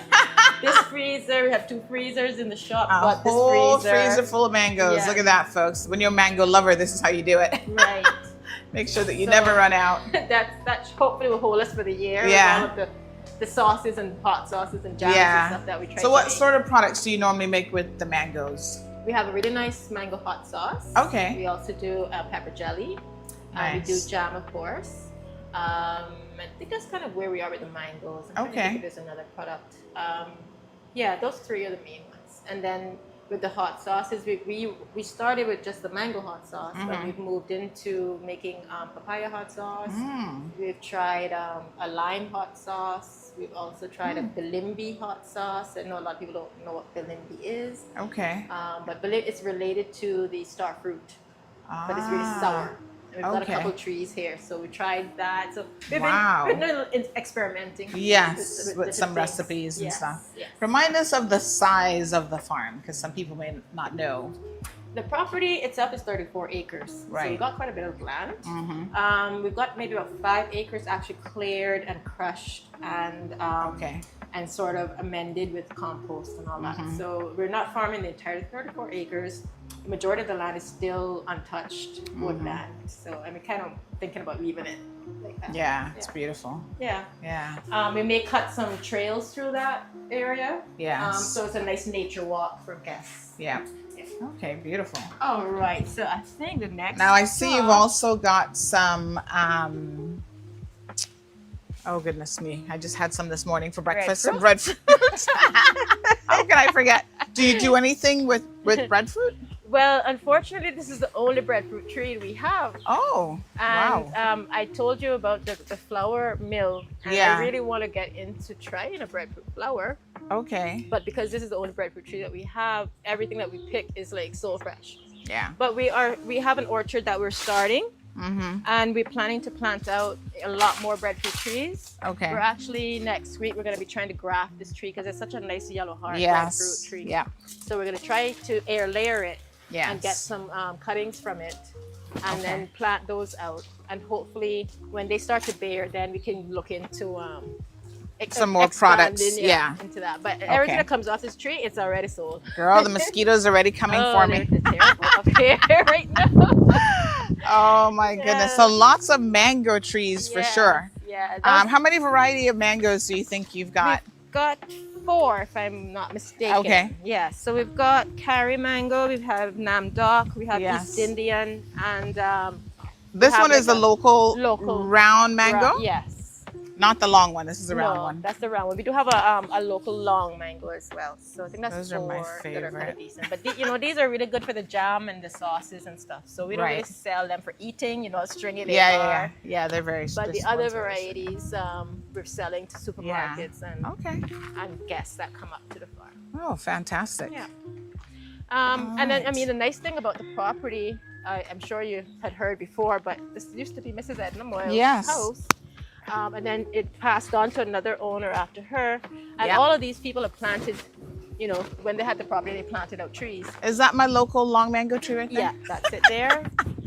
You have any that are turned? Maybe I could beg you for some later. No, we have some Kari mango in the shop right now. Oh, but, I don't like them ripe. I just want them turned. Yeah, so not green. I think that's turned. No, I want my little local mangoes with salt and pepper. When we come back, we check. Okay. But yeah, the good thing is all these trees were here when we got the property. So I should have carried some bug spray today. Oh, it's really bad, especially under the trees. Yes. But this is such a beautiful property though. It really is. It's so nice and peaceful up here. Yeah. Especially when you. And people live in this little house as well? Yes, we have one. We have a tenant living there. Nice. Mr. Bud Valinsky. So he runs the Happy House in West Bay, and he actually was the one of the initial founders of the charity. Oh wow. Him and Mr. And then people, if someone wanted to live on property and actually work here, they can pay a little bit of rent and stuff as well. And the staff that work here, we have 5 bedrooms available to them. So I'm if trying they to see if that's a mango I can pick up, but I think it's too choose- right. I'm looking at the ground. Oh my gosh, the mangoes are like litter in the ground, yeah. yeah, they're out of waste. Yeah. Oh There's my a lot goodness. to keep up with. I got Wow. one person up in there working and limited space, so Which mango tree is this again? Oh my god. Oh. I gotta tell you the truth. you know what? You want to pop in there and we get a look. All right, so we'll head down to the compost facility. I guess, Yes, would be the next we'll stop. love to see that. Yeah, so everyone's so excited about that. I Yeah. get so many calls, you know, people are asking, oh, when are you going to be selling your compost? And we're really hoping end of this year we might be able to start going. To start doing more commercial sales and stuff of retail. it. Yeah. Of course, the majority of what we've made so far has gone into our fields. Right. But we're kind of getting there now where we can start to, we have a little excess we can give away or Yeah. sell, not give away, sell. To sell, absolutely. It's a business. Right, we got to keep this going. That's right. Uh, Fantastic. all right, watch your foot. Yep. And these look like more of the mangoes that I like. These the are local ones ones? you like. Aw. So this Yeah. is a tree here. Yeah, I mean, there's some. Oh, that one, these those trees two are look really good. I'll take those so if they. big, though. These trees are. We've been They're talking huge. Yeah. for a while on trimming them down because the Yeah. harvesting is, and then once they hit the ground, that's it. They're bruised. What about up. that? That tree looks pretty. I'm a mango. Everybody knows I'm a mango fanatic. When we wrap up, But only my local long mangoes. I have an East Indian tree and I don't touch them. Everybody comes like, oh, can we get mangoes? I'm like, go right ahead, because mango. my husband kills me. Don't give away the mangoes. Well, after we wrap up, we see if we can Yeah, set you up with some. absolutely. So yeah, here is our facility for now. This Yes. is our research size, but we are planning to expand it. Currently, we are getting green waste. You can see all the fruit piled up there. We're getting that from Foster's Supermarket. The Ritz, I believe, is also a partner with us. Yes, And some of the beautiful. other hotels. Very nice. And we'd love to expand that. I mean, of course, all of this is also a big recycling project on top of a compost creation Yes, of course. project. So all of that material would have ended up in the landfill. And that's coming It's from amazing. one supermarket. Wow. So imagine, if we had all the supermarkets and Yeah. hotels and places on board, how much waste we could really Absolutely. absorb. And then, how often do you get a delivery? Is it daily that you're 3 receiving? times a week. Okay. Yeah, and we do our mixes every week. Yeah.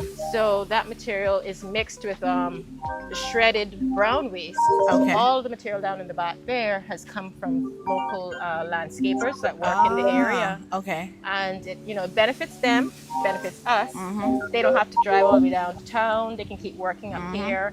We get some waste that we can use for compost, and of course the landfill doesn't need to accept that either. Right. So I think Fantastic. everybody kind of wins in the whole situation. here. Absolutely. And then our facility, composting, people do it at home, but those who have done it at home understand it can be a long process. Oh, yeah. right? So we've got this facility set up where we are speeding up that process. And the way that we're doing that is we have pipes running in the floor of this facility here. And then we're doing the composting. We turn on our compressors, we force oxygen into the piles. And of course that oxygen feeds all of the fungi, bacteria, and other microorganisms in there, and that speeds up the breakdown of the material. Right. And because And how long does it normally take? About a month it'll sit on here. Okay. It's still pretty rough stuff, but after a month it's broken down to the point where we could use it in our fields. But right now we're taking it out there. We kind of piled it up until we're ready to use it. It continues to break down out here. But the other nice thing about having it set up like this and being able to force air into these piles is that rapid decomposition causes high temperatures in the piles, and that helps to kill any seeds that may be in there, any harmful pathogens, pests, and things like that. We get up to 165 degrees in these piles, Wow. so that takes care of most of Okay. that. I see you've got a little temperature gauge there, yes. so you monitor. So we can monitor. So this is quite a scientific process, Sasha. Yes. People, you're not just throwing dirt on there and go. No, it's not just like your backyard where you throw a Yeah. couple peels and some I know. skins of things and stuff. No, Exactly. This has is been very ground up, and it's also when we're doing the mixes, we mix everything in this big mixer here. So that makes sure that the compost piles are homogeneous you know, they're mixed well, and so it's mixed in there, and then it's put down over here. And then we start to package it for sale. We'll probably look into the screening and sieving of it, because there's sometimes pieces that get into the compost from, you know, garbage that's dropped too. And then we just got some new machinery too in the back here. That red machinery that you see here. Oh, yes. That's our new bagging machinery. Oh. So we've got bagging machinery set up that when we are going to be doing the bagging of the compost, that just automatically weighs it out. So we'll have uniform bags, and it also seals the bags for us as well. So that will really help in getting a more commercial sort of operation going. I'm in the process of ordering our bags with our labeling and all of that as well. So we are on our way to, getting that out there to the public. And this is not a cheap industry to be in. Oh, no. I know, just looking at the equipment. Yeah. I can understand from a business perspective that there's a substantial cost involved. The maintenance costs for the equipment that we have, making sure that the staff's trained appropriately, all of the packaging that would have to go into it, all of that is a cost. Yeah. That's fantastic though. And we're all doing it with people who, for the most part, haven't done this type of work before. So there's a bit of training, obviously, that goes on with that. Let's see. So the next thing we're gonna pass by, I guess, is our little nursery, our humble nursery that we have. Yeah, I mean, the purpose of the farm really is, I mean, of course, to hire people in recovery, but we also wanted Beacon Farms to be an example of what modern farming could be in Cayman, right? Because we all know what we've been doing for years. Is you get a little piece of land and, you know, you find some soil and you try to see what you can put in there and get what you get out of it. But we want to mechanize farming. So the first stage of that really is our greenhouse here. And this is where we will start our seedlings before they're put out in the field. And we do have machinery that if we wanted to, we could set that machinery up to plant these seedlings for us. So I can show you the attachment that would do that type of work. But before we could use that machine to do that job, we need to start the seedlings in here. Right. In this area here, this used to be our research, we used to call this our research garden. It's looking a little, you know, funny right now, but we just planted out some tomatoes. They're still establishing themselves. They'll soon be bushy and green. Oh, beautiful. And then we've got some cantaloupe over here, which will be coming out soon, but that'll be replaced with sorrel. So we're gearing up for Christmas already. And then, let me show you that machinery then. So this is where, you know, some of those costs we were talking about really come in as well, maintaining the machinery. Of course. First, you've got to purchase the machine and then make sure that you're able to maintain them properly. Yeah. Exactly.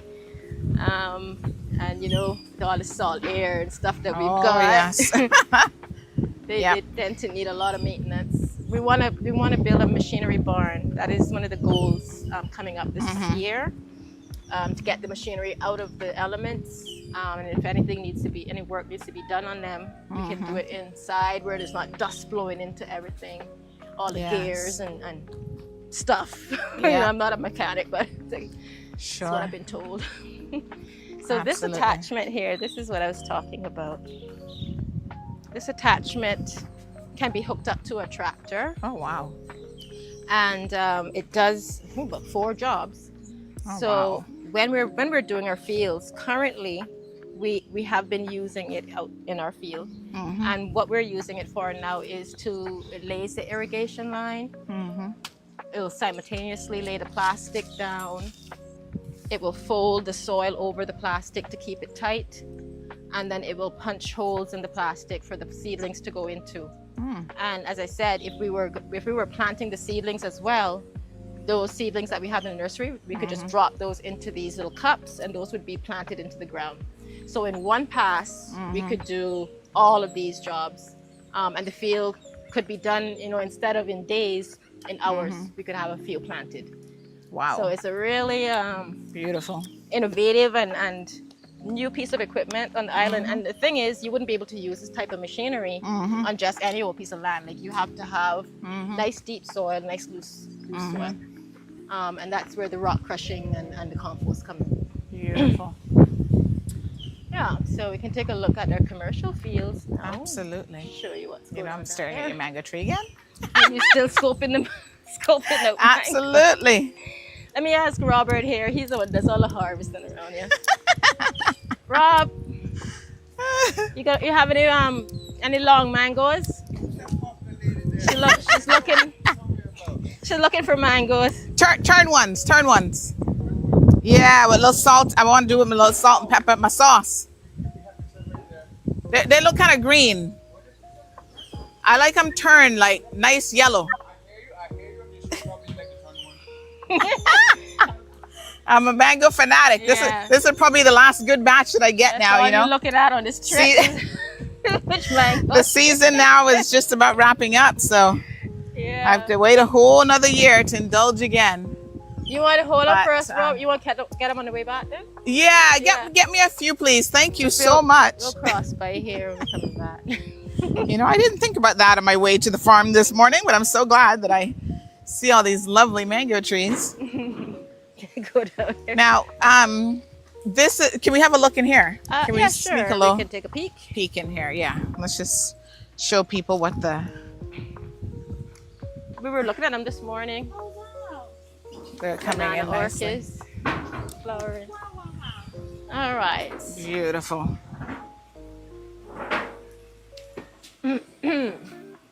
So, as I said, this is our humble nursery. We are going to be replacing this soon, but this has served us about 6-7 years now. But we have all the parts to build a nice new nursery. Nice. With like sliding doors, 30 by 100 foot, I believe. Oh wow! So we really have a lot of space. But Beautiful. currently, this is, like I said, where we start our seedlings. So we got pepper seedlings. We got some sorrel that we've started. Eggplants. Oh, can I see what the eggplant looks like? Sure. I'm curious to see what that looks like before. We've got some big ones here. We had some excess after we did our planting, but these are eggplant seedlings. Oh wow! Look at that. It's so pretty. Yes. These are the long eggplants. And then we've started some round ones, I believe. Round eggplants, which are over there or under there. Okay. And then this is a little sorrel that's going to be going out soon. Oh, beautiful. Yeah. We find it's better to start the plants in the nursery. Make sure they have a good head start before they go in the ground. And then we have pests and stuff roaming around there that sometimes you plant them out when they're really small, or you plant the seed and then the seed goes missing. So this way we get a better outcome. Yeah, starting absolutely. them from here. Absolutely gorgeous. And then here you're drying. Right, so this is some sorrel that was harvested. Oh, okay. And we're collecting seed from these now. So the seed will be saved. We have a cool storage area that we keep our seed in. And they'll be saved for the next crop of sorrel. Okay. Yeah. Wow. So you guys really do reuse. Yeah, we were ordering a lot of our seeds from overseas. And then we said, you know what, let's just keep our own seeds. Yeah. What's this one? This is tobacco. Oh, this is what tobacco looks like? So what's going on now? We were growing it commercially, right? Because we do have ties with the Cayman Cigar Company. And so we tried that for a while, but tobacco is a very expensive crop, which is why they grow it in places like Cuba, and Mexico and places like that. Yeah. So by the time we finished growing our crops and we gave the cigar company our bill, they were like, "Oh no, this is a little too high." So we kind of came out of the commercial growing. But what we're doing is we are now planting it and then collecting seed from it, from the best plants. And we'll continue to do that. And in that way, we're planning to develop a Cayman variety of tobacco. Oh. Yeah. So how does this become like the tobacco that we know? Does it have the same smell? Like if I smell this, does it smell like tobacco? This is still pretty young. Oh, but when it gets older, you'll feel the stickiness on it. Okay. And you really don't get the flavor of the tobacco until you dry it and ferment it. Okay. So, wow. This is going to be an interesting project. We're not planting much, just Yeah. like 50 little plants. And then, as I said, Okay. we select the strongest, fittest one. We're not going to really bother with the fertilizing of it too much. We're really going to make it rough it out, you know? Yes, yeah. And then the healthiest ones, we'll select seed from. And we'll do that over a number of generations. And hopefully we'll come up with a tobacco that can handle Cayman, Cayman soil. Right. Because the climate. conditions here are a bit different. It is a lot different. Yeah. Yes. Yes. Not to say that we weren't having success, but you know, any way to make it easier on us. And you've got more stuff further down that path. Down that way is what we call the commercial field. Okay. And we've got maybe about 2 acres cleared down there. And that's where we have things like eggplants, we have Scotch bonnet peppers, we have okra, we have some dragon fruit and stuff growing down there, papayas, sugar cane. Yeah, so it's a nice little area. And we've also got in the back there coconut trees. So when I first came to work at the farm here, and they said that we were making coconut oil, I thought, oh, okay, great, because there's so many coconut trees in Cayman, we should be able to collect all these brown coconuts really easily. But it was a lot harder than we thought, because you know, the people that were willing to give us coconuts, when we told them that they had to leave the coconuts on the tree, they were like, no, sorry, can't really manage to do that, because you know, it makes sense when hurricane season rolls around, they didn't want to have those things that's possible. Right. So you have to wait until the coconut is at a certain stage before you're taking it off. I see. And you can't force brown it either. You have to leave it on the tree. On the tree, yeah. So what we did was we planted about 400 coconut trees down there. That was about 5 years ago. And they're growing well, and they're starting to bear now. So we'll soon be self-sufficient in coconuts. Yeah. Amazing. And then what we don't need for ourselves, we could possibly cut green for coconut water and sell that, because I know everybody loves coconut water. Yeah, they're hard to get now because so many people are in the coconut water business. The other reason we couldn't get brown coconuts was because people cut them for water. So we had there's a couple struggles with that. Yeah. But we can come around this way now. Yeah, and, sure. Show you our orchard that we're now planting. We're really excited. How long have you been here? You've been here from day one? No. This farm, the organization started in 2017. Okay. And I joined in 2019. Okay. Yeah. But I know you've been here a long time. Been a while. Yeah, I've been here a while. Yeah. But you know, it's amazing what we've done so far here. And, absolutely. A lot of people, you know, when they come to visit us every couple of years, they're always so amazed by what we've done. But because we work here every day, you don't really notice it, I guess. The improvement. Yeah. Hi, how are you guys? Good to see you. Yeah, Robert absolutely. found me any mangoes. Sasha to Robert.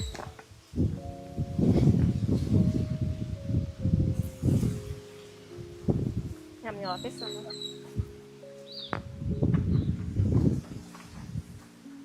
There we go. He's still looking mangoes. Oh, there he is. I was checking if you had got some mangoes. You found any mangoes?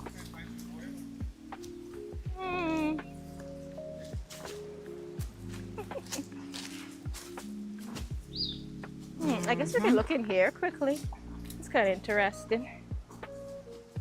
Oh, those are beautiful. Yeah, but I like them hard, you know. They have to be turned yellow and hard, not soft.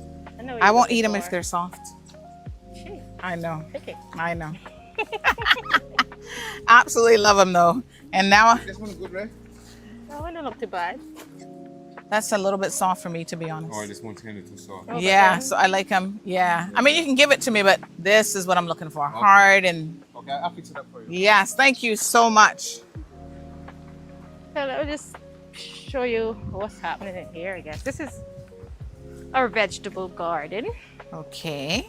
And we have some peppers in here right now, but then the interesting thing I guess we have growing in here is we started growing turmeric.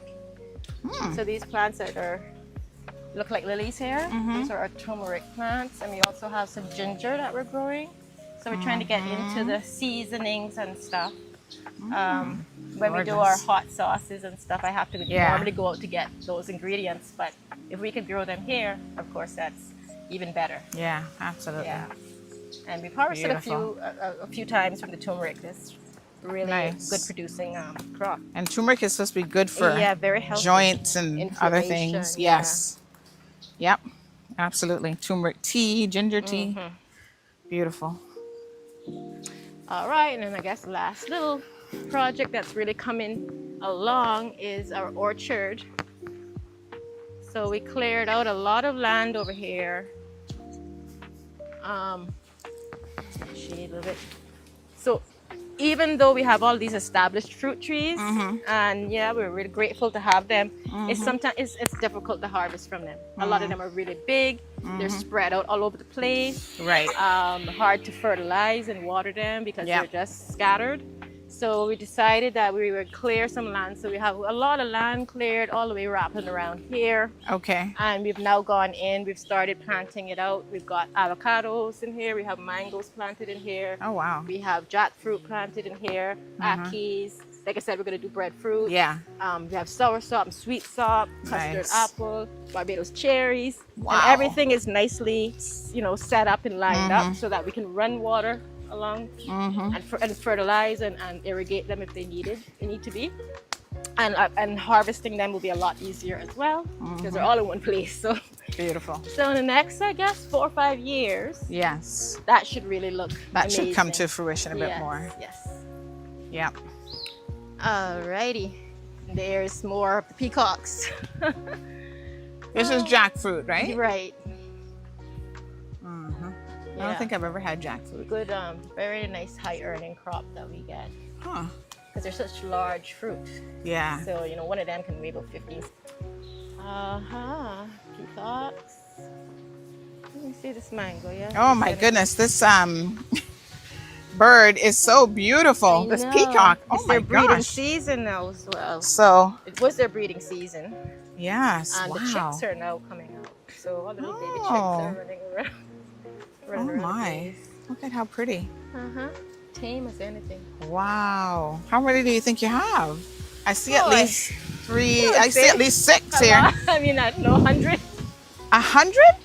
Yeah, they're scattered around. So Wow. there's I guess they have their little areas where certain flocks hang out. So, you Right. got some here, you got Little some territory. compost. Yeah. And it's the males that are the most beautiful, right? Right, right. Oh my goodness, they're gorgeous. Look at this one. He is so pretty. Oh my goodness. And this is his spot. So almost every morning he's out here dancing around with his tail. Trying to get him trying to get my girlfriend. Trying to pick him up. Oh my, look at him, folks. Oh, he's so beautiful. Look at that. Yeah. Yeah, they are beautiful though. Yeah, very pretty. Look at the feathers. Oh, so pretty. Absolutely gorgeous. Huh. All right. Got lots of pretty colors on him. Yes, you can get a better view too of the orchard from up here. Thing now is maintaining the bush. Try and keep that from overgrowing everything, but yeah. You can see all back there we've got trees planted out. Yeah. Very pretty.